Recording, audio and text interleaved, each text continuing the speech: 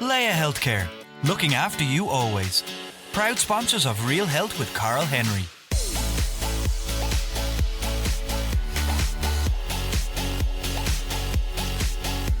Welcome to Real Health with me, Carl Henry, in association with Leia Healthcare.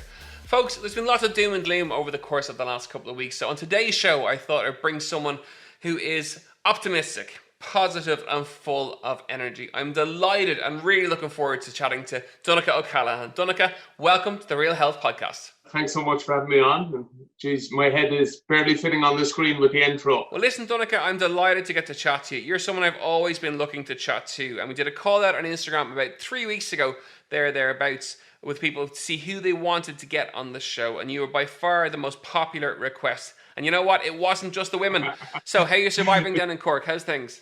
Yeah, things are good. Like, obviously, like everyone else,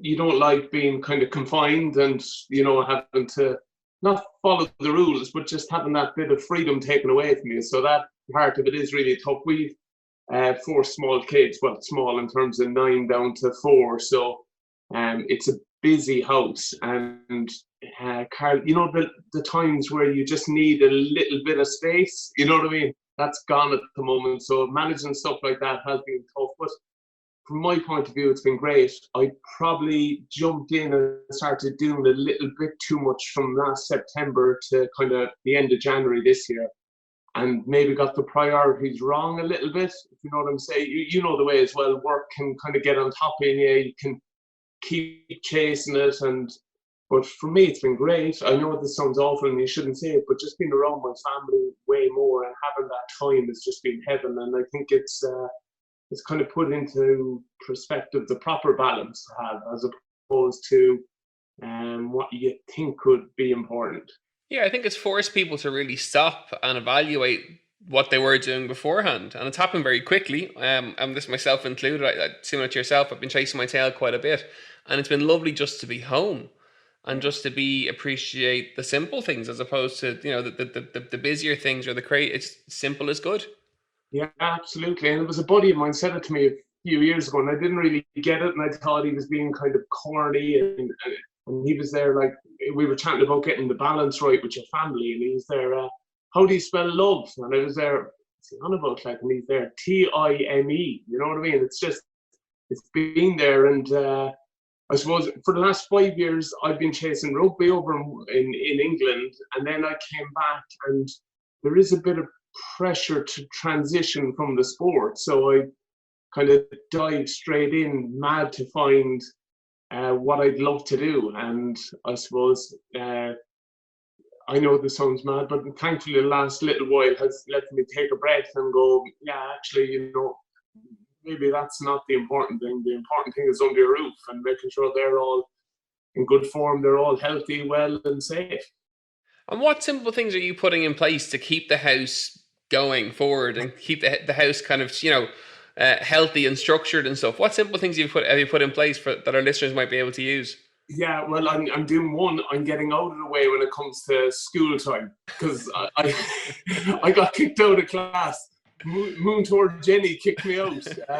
I was making faces at my 6-year-old Robin, and she was there, "Dad's distracting me, Mom." I was there, "Don't snip, Robin." Don't be telling. So I clear out of the house for that part of it. But just like everyone, trying to get a bit of a routine and a schedule in place. And for me, kind of a fundamental block always has been training, and that's changed an awful lot. I used to be in kind of high performance sports, so it was real, measurable and accountable. Whereas now, I probably am not fit for purpose to play a rugby match, but I'm incredibly healthy, and I feel a massive onus on me as a dad, and I know Jenny's the same way, to dictate how healthy and well our kids are. That's a real responsibility for us, as opposed to, looking, I'm not going to say excuses, but looking around for anyone else to take control. I think if you're blessed and lucky enough to have healthy kids, there's a responsibility on you to make sure that they're active and that they're in the right place and that you do stuff. And I'll be honest, we're having a bit of crack doing it too. That doesn't surprise me now, in all fairness. But I think it's a really important point in terms of, family health. It is down to the family, and it is down to each individual household to be responsible for the health of that family. And as parents, as the adults in the house, the onus is very much on us to create that environment. Absolutely. No, it should get supported from around the place. There should be, facilities and things to do, but at the moment there isn't. And I don't like, we used to have a saying about ringing the bell for an excuse. I don't like, being able to say, oh, they don't have gymnastics, they don't have, whatever it is, hockey or soccer or whatever they're meant to be at. All kids need an hour of vigorous exercise every day, and it's so important they get it. And there's brilliant ways of doing it. I honestly, all of this, I might have been handy at rugby, but I'm a stuck in the mud champion at the moment. So you know what I mean? Or there's a brilliant game we're playing at the moment, Sly Fox. It's where someone looks at the wall, and then when they turn around, you have to move and not get caught. And I think I could excel at that if there was ever a European Cup. What do you miss most about the high performance end of things? I'm going to go there for a little bit because I'm fascinated by it myself. I watched you as a spectator through all those Munsters and all, and I admired your passion and your ability to. It was very raw passion on the pitch. What do you miss most about that? I was watching Paul O'Connell on the late, and he nailed it. It's a sense of purpose. It's the most important thing. Everyone. There's a collective goal, and no one goes against it. And this is a ruthless thing to say, Carl, but if someone does, you nearly weed them out. So like high performance isn't a nice environment. Everyone thinks of the brilliant days where you win, but there's those horrible days, and there's this kind of there's an environment where if someone is going to hold you up or slow you down or not pull with the team, that you're actually quite ruthless to them. And there's I know this sounds a bit sad, but there's parts of that I really miss, because there was really honest appraisal and feedback. So people would say to you, Donncha, your defence is not good enough at the moment, and if you don't improve that, we're all going to suffer. And I love that type of an environment where you're so cared about someone that you say it, that because in some environments that doesn't happen. And I've noticed as you move away from that kind of what would you call a high performance sport, like every HR department in the country would say, you can't say that to them, whereas in a high performance sport, you shake their hand, you're like, thanks for being honest, thanks for actually helping me, and I suppose that's the main side of it I miss. I don't miss the knocking my body around the place, or my position. I had to put my head between two big asses and push, so I certainly don't miss that. But yeah, and the other thing you badly miss is the fun around the dressing room. We've 30, maybe 40 lads, these similar ages, all getting on really well, and it's juvenile and silly, pulling down each other's tracksuit pants and just stupid things that you wouldn't even think of now in the real world. But it was good fun at the time. And how did you decide to make the transition? So when you hung up your boots, how do you decide to make the transition to television and radio? As was, not just in terms of what you did, which was in terms of rugby and maybe commentating and stuff like that, but actually to branch out a career out of TV and out of radio. So where did that come from?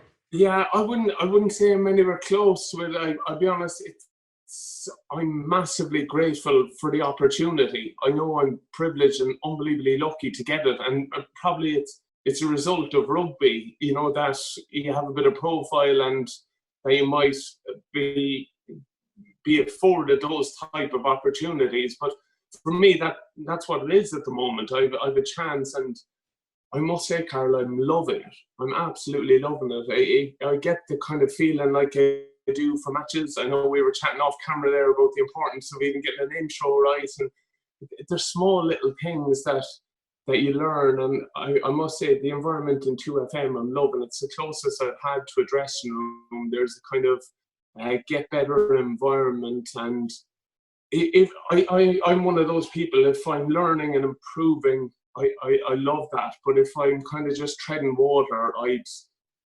I'd nearly slapped myself in the face. So I'm constantly being challenged to improve and get better. I know I'm miles off where I need to get to, but I'm willing to kind of make the sacrifices and put it in again with that. So I am in terms of a kind of clear plan to make it in TV and radio. It wasn't the case. I suppose I know now I've an opportunity, and if I'm good enough, maybe that could continue. But if I'm not, I'll get spat out the back. And to be fair, there's only one person responsible for that, and that's me, and I'm okay with that. So I know I have to get better and improve, and it's just small little things.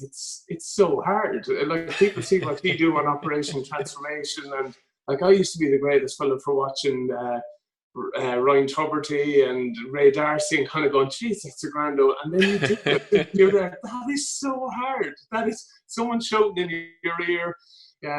Having to listen kind of actively to find the kind of, you've the questions in front of you, but the conversation isn't going that way, and you're there, oh no, can I risk it? And but I must say I'm loving it. I really am. You're listening to Real Health in association with Leia Healthcare with me, Carl Henry.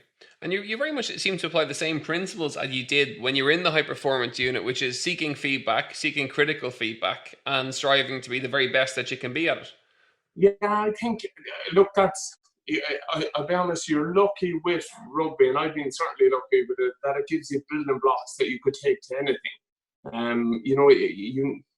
You know what good is. You know how to win. You know how to conduct yourself. You know how to probably look to improve and get better. And yeah, that's certainly been the case. The only part of it I miss is I miss the group dynamic of it, though. The kind of, we were like a school of fish. You know what I mean? And it was easy to kind of hide behind that as well. There was times where it's easy to just keep your head down and leave someone else take all the heat, or you just look in our teams, maybe an awful lot of responsibility goes to certain other players, but you could have had a howler of a game and not played really well, and someone like the 10 or the out half, Ronan O'Gara's getting all the blame, and you can hide in behind that if you want, unless you're honest and speak up. So I do miss the probably team side of it, but that's where I'm lucky at the moment.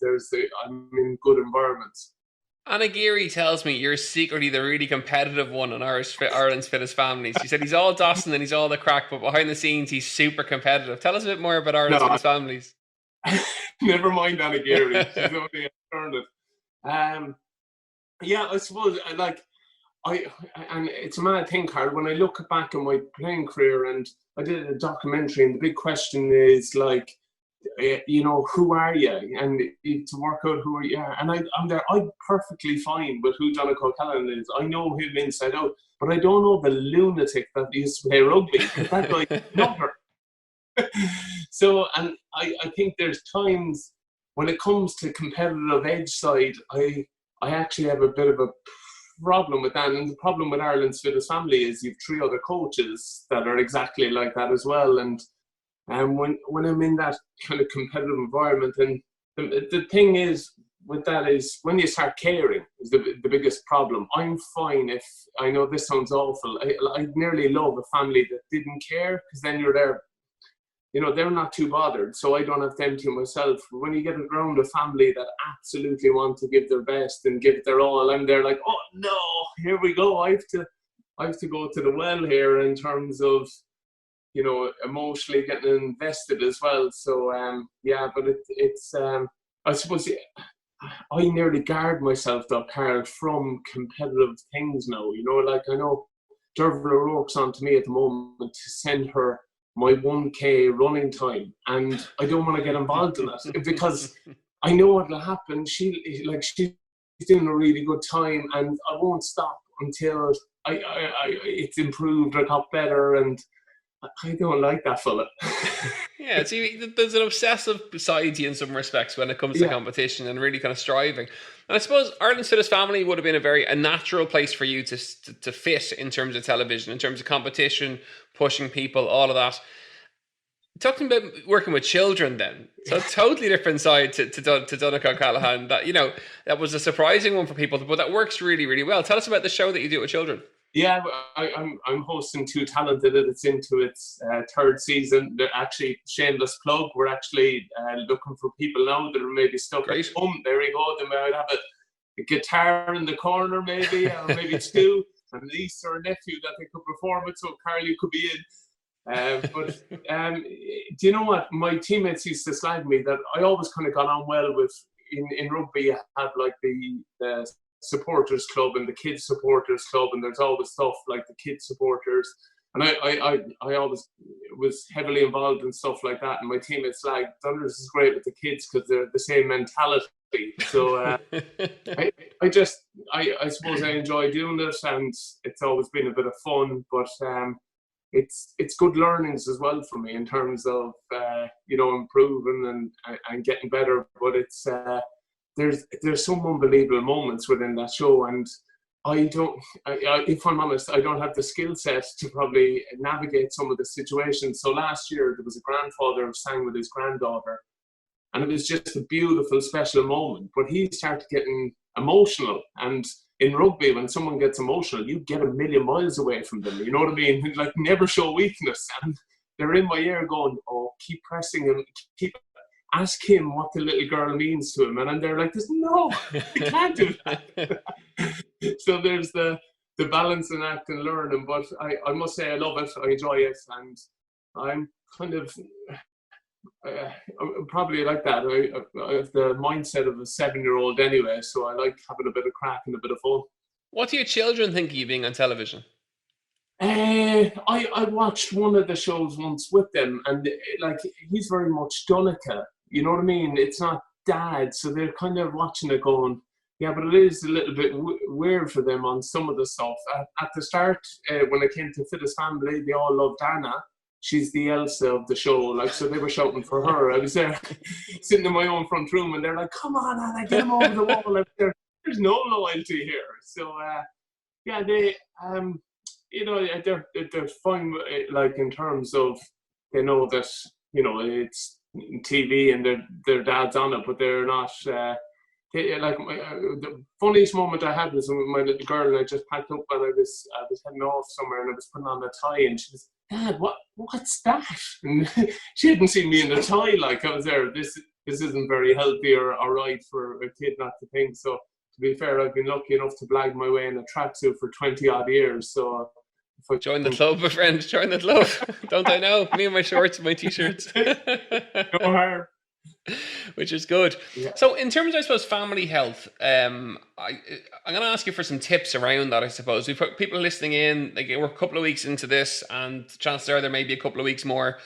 The best tips that you guys have found as a family to keep healthy together, if your top 3 or your top 5. Yeah, I hate giving tips. Like, unlike you're qualified, and when it comes, you know what I mean, I'm qualified to put, like I said, to put my head between assets and pushing. So I always feel bad when there's people with maybe more expertise, but there is learning. It's really important to ask from experience too. You've a great passion for health. You can see it just from chatting to you.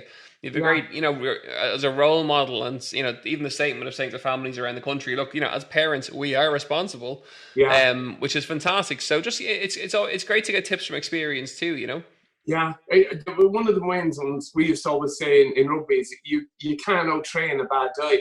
So, like, if someone is eating really poorly, train all you want, but you're not going to beat that. Like, so, I always train to be fit, healthy, and well, but nutrition is what fuels you and keeps you right. And I think it's one of the main things that people can tend to overlook.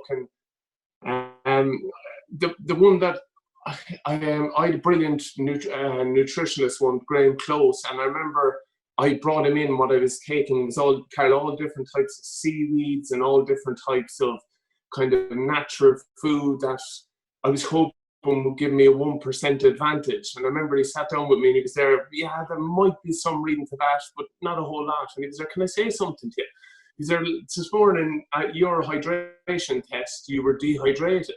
And he was there, "You're chasing 1%ers here, but that's a close on a 14%er. And you're like, why not look after that?" And I remember that was like a slap in the face, that everyone was chasing the small ones. We're eating well, being hydrated, and small bits of exercise. You know what I mean? Like everyone probably thinks they have to run a marathon. You don't. You can break it down and do it in bits. So, you know, don't always go chasing the 1%ers when the big rocks aren't right. If you get your big rocks right, which are nutrition, health, and exercise, and you know, hydration, I think they're the kind of pillars of it all. But and of course, do it as a family unit, which is crucial.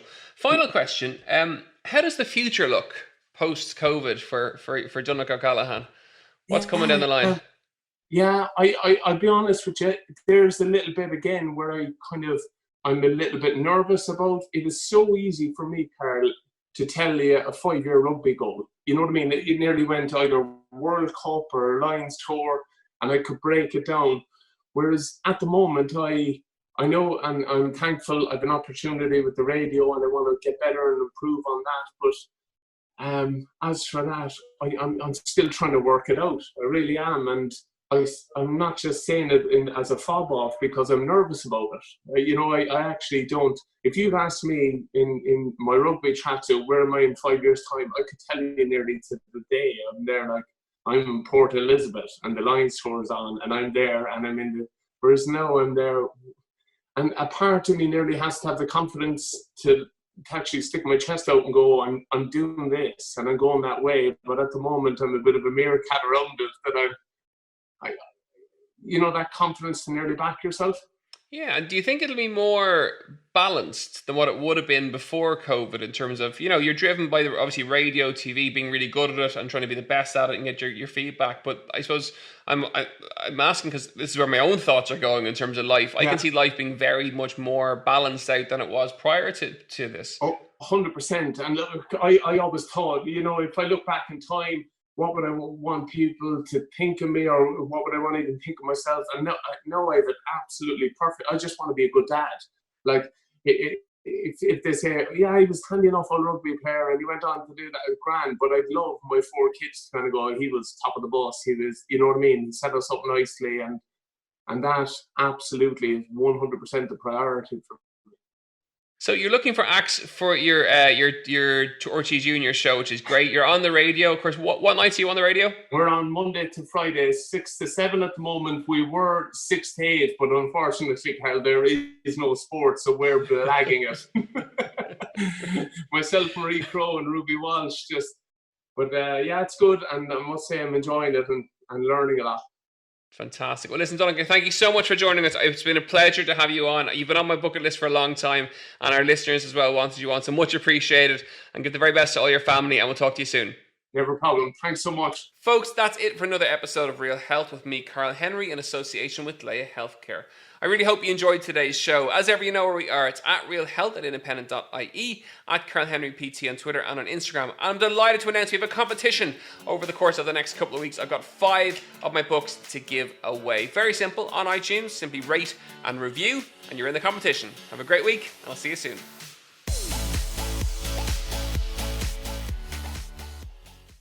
Leia Healthcare, looking after you always. Proud sponsors of Real Health with Carl Henry.